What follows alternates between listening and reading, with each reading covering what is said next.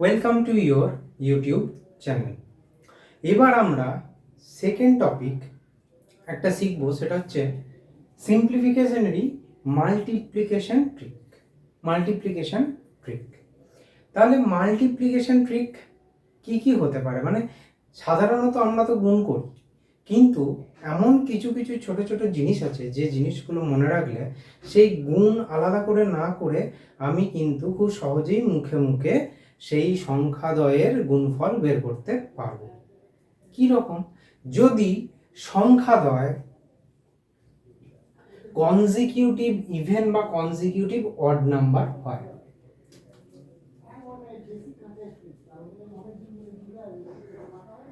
Consecutive even বা consecutive odd number যদি হয়, তাহলে সেই ক্ষেত্রে মাল্টিপ্লিকেশনের কি ট্রিক হয় একটু দেখা যাক। প্রথমে আসছি কনজিকিউটিভ ইভেন নাম্বার।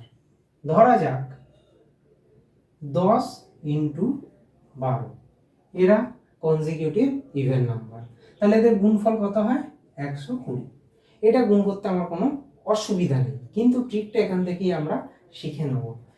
দেখা যাচ্ছে যে এই দুটো সংখ্যার যে গুণফলটা, সেটা এদের মাঝের যে সংখ্যাটি আছে সেটি হলো 11, যার স্কোয়ার মাইনাস 1। 11 স্কোয়ার কত হয়? 11 স্কোয়ার 121, মাইনাস 1 কত হয়? 120। বোঝা গেল? এইবার এইটা অ্যাপ্লিকেবল কোথায় হবে? এইটা অ্যাপ্লিকেবল হবে, যেমন ধরা যাক 32 ইন্টু 34। তাহলে 32 ইন্টু 34 এটা আমাকে গুণ করতে গেলে আমাকে পাশে বসিয়ে করতে হবে, যেভাবে আমরা গুণ ছোটবেলা থেকে শিখেছি। কিন্তু যদি এই ট্রিকটা আমি অ্যাপ্লাই করি, তাহলে সেই ট্রিকটা থেকে কি দেখা যাচ্ছে যে 32 ইন্টু 34 এর যে গুণফল, তার মানে হচ্ছে 33 স্কোয়ার মাইনাস 1।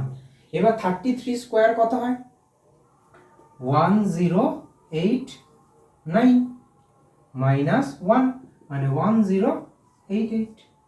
তাহলে দেখা যাচ্ছে খুব সহজেই এই ট্রিকটা অ্যাপ্লাই করে আমরা এটা বের করে ফেলছি। এবার দেখা যাক কনজিকিউটিভ অড নাম্বারের কেস। কনজিকিউটিভ অড নাম্বারের ক্ষেত্রেও একই রকম ব্যাপার হবে। যেমন দেখা যাচ্ছে ধরা যাক 9 ইন্টু 11, এরা দুটো হচ্ছে কি কনজিকিউটিভ অড নাম্বার। তাহলে 9 11 আমরা কত জানি? 99। কিন্তু আমরা এখান থেকে ট্রিকটা শিখে নেব যে এদের মাঝের সংখ্যাটা কত? 10। তাহলে 10 স্কোয়ার মাইনাস 1ও কিন্তু আমরা জানি 99। এইবার এই ছোট সংখ্যাগুলির ক্ষেত্রে কিন্তু এটার কোনো অসুবিধা হওয়ার কথা নয়। সব প্রবলেমটা ক্রিয়েট করবে যখন বড় সংখ্যা হবে। ধরা যাক 49 ইন্টু 51 কোনো অঙ্কে দেওয়া আছে, তাহলে সেই ক্ষেত্রে আমি যদি এই ট্রিকটা মনে রাখতে পারি, তাহলে কিন্তু আমার সেটা খুবই সুবিধাজনক হবে। তাহলে 49 ইন্টু 51, তার মানে কি আমরা জানছি কি মাঝের সংখ্যা কত? সেটা 50 স্কোয়ার। 50 স্কোয়ার মাইনাস 1, তাহলে 50 স্কোয়ার কত? 2500 মাইনাস 1 2499। তাহলে আমরা এখান থেকে একটি জিনিস জানতে পারলাম যে কনজিকিউটিভ ইভেন নাম্বার হোক বা কনজিকিউটিভ অড নাম্বার হোক, তাদের গুণফল সব সময় মাঝের সংখ্যাটার square minus 1, middle number square minus 1। This is one of the finest trick. ঠিক আছে, এইবার আসছি আর একটা মাল্টিপ্লিকেশন ট্রিক।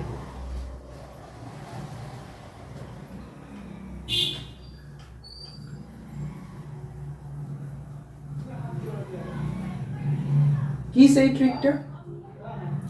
ট্রিকটা? সেটা হচ্ছে যে ধরা যাক যে সংখ্যাগুলোর ইউনিট ডিজিটের যোগফল হচ্ছে 10 এবং 10th ডিজিট দুটো ইকুয়াল হবে। মানে ধরা যাক 68 ইন্টু 62, এর ইউনিট ডিজিট দুটো কত? অ্যাডিশন হচ্ছে 10, আর 10th ডিজিটটা কত? 6, ইকুয়াল। তাহলে সেই ধরনের দুটো সংখ্যার গুণফল কিভাবে বের করব? খুব সহজে, এই দুটো সংখ্যার গুণফল হচ্ছে এদের দুজনের ইউনিট ডিজিটের গুণফলটা লিখে দেবো। 8 ইন্টু 2 কত হয়? 16, এবং যেটা 10th ডিজিটে আছে সেটার পরের সংখ্যাটা কি? সেটার পরের সংখ্যা হচ্ছে 7, এই 10th ডিজিট এবং তার পরের সংখ্যাটিকে গুণ করে দেবো। তাহলে 6 ইন্টু 7 কত হয়? 42। এটা হয়ে গেল এদের মাল্টিপ্লিকেশন ভ্যালু। ক্লিয়ার? আর একটা দেখা যাক, যেমন ধরা যাক 53 ইন্টু 57। তাহলে এখানেও দেখা যাচ্ছে যে ইউনিট ডিজিট, এককের ঘরের সংখ্যা দুটো, ডিজিট দুটোর যোগফল হচ্ছে 10 এবং এর 10th ডিজিট দুটো ইকুয়াল। তাহলে এই ক্ষেত্রে কি হবে?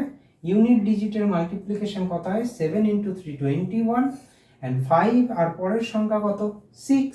তাহলে 5 ইন্টু 6 কত হয়? 30।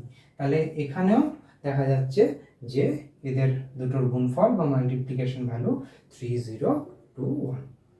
আশা করি এই যে তিনটে মাল্টিপ্লিকেশনের ট্রিক আমরা শিখলাম, যেটা মনে রাখা সুবিধাজনক। আমি প্রথম ক্লাসেই বলেছিলাম যে শর্টকাট বা ট্রিক শিখবো না, অবশ্যই শিখবো, কিন্তু সেইগুলোই শিখবো যেটা একটা ব্রড ওয়েতে অ্যাপ্লিকেবল এবং যেটা মনে রাখা সুবিধাজনক।